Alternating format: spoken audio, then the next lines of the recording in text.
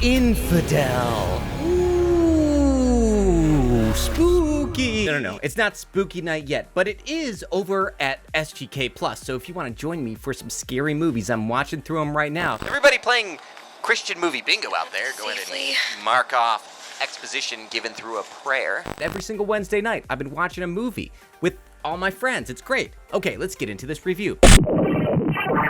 Well, guys, thanks to my friend Tyler Smith over at morethanonelesson.com who let me see the screener, and I wrote up an article about the movie over there, so you can go check it out. I got to see the movie. What did I think of it is what you're all thinking right now. So what's interesting is you guys readily informed me when I checked out this trailer for this movie that this is produced by Dinesh D'Souza, somebody who I didn't know a whole lot about until you drove me into his arms by speaking so negatively about him in my comments. To be fair, I don't know that the negativity was necessarily unwarranted. I'm sure that his followers would say otherwise. I'm not going to say anything much about him because I don't know a whole lot about him. I've had his work pop up in my life a few times recently. So Death of a Nation, that is this movie. Maybe I should watch this as a separate, you know what, I'll watch this as a separate video.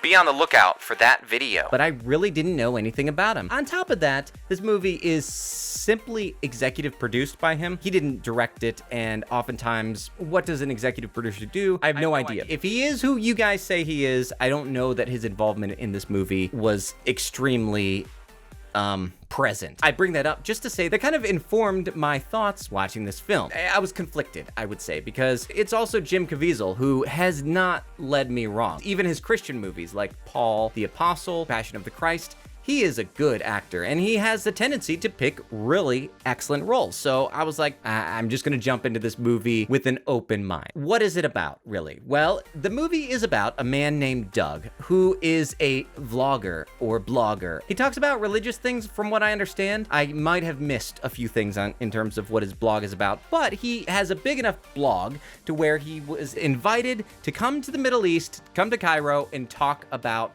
his faith, having this conversation about faith on TV. But he is told not to preach, I guess is the rules. He's not allowed to preach the gospel in the Middle East. He is asked who he thinks Jesus is, and he answers. He says, I think Jesus is God. This storyline may sound a little bit like God's Not Dead too, but one, the story of religious persecution seems maybe a little bit more believable when you're talking about a Christian in the Middle East. Two, it's kind of an interesting conversation that happens because he's talking to this guy on TV. He's basically trying to establish an inroad. He's saying you and I, we're not so different, you and I. Christians and Muslims both are Abrahamic religions. We have a lot in common. We both believe in God. We both believe in Jesus. We both know that Jesus was a prophet and somebody who lived. He's important to our faith. And so they're getting along handy dandy. Jim Caviezel Doug, his character, is convicted. And he's like, you know what? I can't just walk away from this conversation misrepresenting Christianity.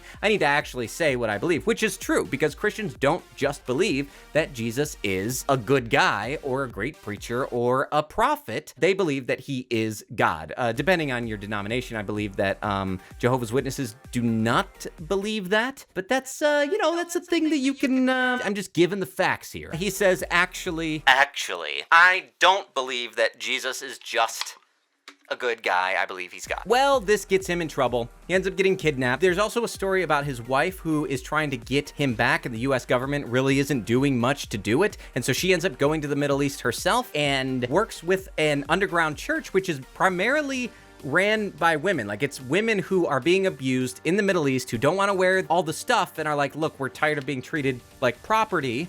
We found Christianity and we have this kind of underground movement going on, which is great. Apparently that's a real thing, and I think it's cool that it's shining light on that. I think it's great to get away from an abuser, whether it's an abusive Christian, whether it's an abusive atheist, whether it's an abusive Muslim. Getting away from an abuser is probably a good thing. And honestly, I've said this before, people have gotten mad at me, but the heart, the foundation of Christianity really is empowering to women. Empowering to everybody because it's very individualistic. Each person is unique and important and an individual, and God loves you specifically, and there's freedom to be found in that. There's other things that happen in this movie. I mean, that's kind of the main thread. At the beginning of the movie, you have Jim Caviezel, who has, I think it's a colleague, like it's somebody he works with. They're friends. They're at his like daughter's graduation, and the guy's Muslim. And so he keeps joking with Jim Caviezel. He's like, hey, there's the infidel. They get along really well, like they're friends. And then comes the part that you saw in the trailer where that friend gets raided by the FBI, and it turns out he's got like all this paraphernalia for terrorism in the basement. You get that lady who's like, Islamophobic much? That part's a little on the nose. If this is an anti-Islam movie, it's really, really subtle. And it's I don't think it is. I think that there is an exploration in this movie. I think maybe it kind of feels quaint because this sort of thing isn't made much anymore, but it's actually surprisingly less controversial in nature than I thought it was gonna be. Like, I thought this movie was gonna be like the Trump prophecy. You know, that's kind of what I had in mind when I went into it. And really, it just kind of feels like an early 2000s action movie about the Middle East and people getting kidnapped. And in fact, if you thought that this was gonna be a super duper Christian movie, certainly not that either. I mean, the closest thing to it being a Christian movie, for one, is that the main character is a Christian, and then I really think the second half feels a little bit clunky, focusing more on maybe revenge than it does actually like our main character learning the lesson that it seemed like he was gonna learn from the very beginning. Other than that, like, it's not really a Christian movie. In fact, if you were planning on buying out a theater and taking your grandma to see this movie, then I would suggest probably don't. It definitely earns its R rating. The movie is bloody. There's a part where Jim Caviezel and the guy who's kidnapped him, he's like, I'm gonna electrocute your balls with a battery, with a car battery. And then Jim Caviezel says the F word quite a few times in this movie. I'm not gonna say it because I don't want my video to be demonetized. There's a lot of blood. There's a lot of guts. Speaking of the bad guy, that's actually my favorite character in the movie. This guy, you know, if you're a Christian who's making movies and you've watched movies like Unplanned or God's Not Dead, and you see like these bad guys portrayed, and it's like, man, what is wrong? What is off about this? Check out this movie and see the way that the bad guy is portrayed, because he's good. Like, he is somebody who you would sympathize with. He's somebody I would love to hang out with. Like, so he's a British Muslim. He was kind of pushed to extremism by what he tells his backstory. This white supremacist group chased his family out of where they were living, and that pushes him to extremism. And so that sounds like the type of thing that could and would happen. I'm not here to judge whether or not this is, it's just the I don't know what I was expecting, but this definitely is pretty like middle of the road when it comes to politics. Now, that doesn't mean that there aren't a few moments where it's like, On top of that, I feel like the ending doesn't wrap up the main character's story arc in a way that they kind of set it up to wrap up. So that main bad guy, he says something along the lines of, look, Doug, the difference between you and I is that we're willing to die for what we believe, and that's why we will win. I think that what should have happened is that Doug learns himself to make a sacrifice for what he believes and what he loves. And they kind of set up for that to happen. They have the opportunity right there for him to dive on a grenade, literally, but he doesn't.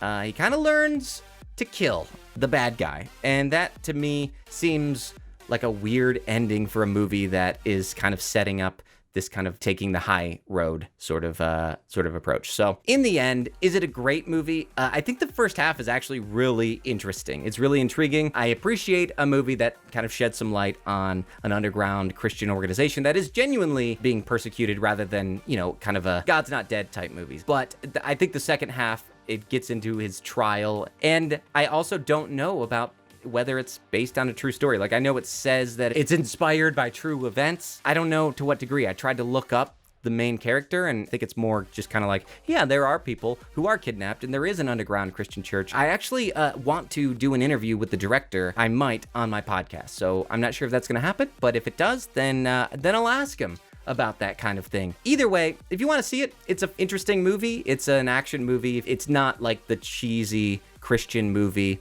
but I don't know enough about Middle Eastern politics to know if this is accurate or if this is completely like fabricated. What I know is from watching 24, and this isn't any worse than 24. But if 24 is problematic today, in this day and age, then yeah, this movie probably is a little bit problematic as well. Thanks so much for watching this review. I hope you enjoyed it, and that's about all I gotta say for today. I'll talk to you guys soon.